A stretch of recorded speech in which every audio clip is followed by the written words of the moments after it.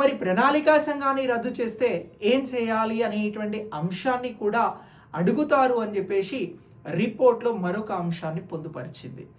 దీనికోసం చైనా దేశాన్ని ఎగ్జాంపుల్గా చూపెడుతూ అజయ్ చిద్దర్ కమిటీ ఎన్డీఆర్సీని ఏర్పాటు చేస్తే బాగుంటుంది అని చెప్పింది. సరే ఏంటి సార్ ఈ ఎన్డీఆర్సీ అని అంటే నేషనల్ డెవలప్మెంట్ రిఫార్మ్స్ కమిషన్ని ఏర్పాటు చేయాలి అని చెప్పింది. ఏం ఏర్పాటు చేయాలని చెప్పింది?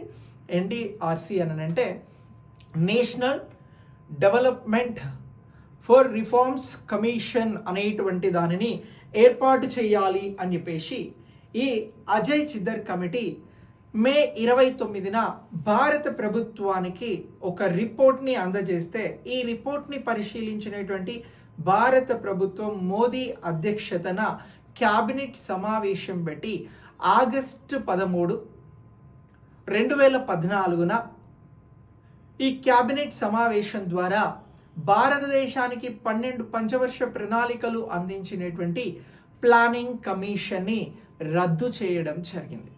ఇలా ప్లానింగ్ కమిషన్ అనేది 2014 ఆగస్టు 13న రద్దయిపోయిన తర్వాత మనకి భారతదేశంలో నీతి ఆయోగ్ జనవరి 1, 2015 నుంచి ప్రారంభమైంది.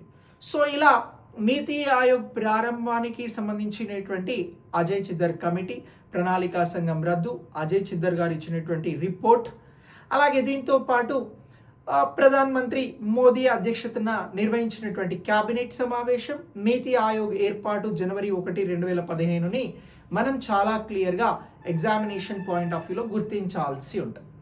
ఇలా నీతి ఆయోగ్ అనేది national institute for transforming India అనేది వచ్చింది భారతదేశానికి. సో ఇలా ఇది ఢిల్లీ కేంద్రంగా వర్క్ చేయడం జరుగుతుంది నీతి ఆయోగ్.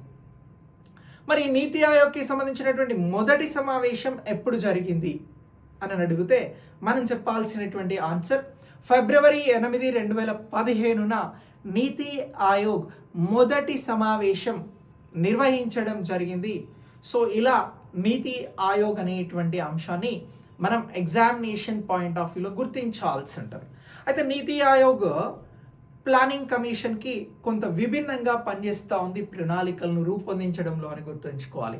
నీతి ఆయోగ్ ప్రణాళికలు ఎలా రూపొందించబడతాయి అని చెప్పేసి మిమ్మల్ని ఎగ్జామినేషన్ పాయింట్ ఆఫ్ వ్యూలో క్వశ్చన్ అడుగుతారు.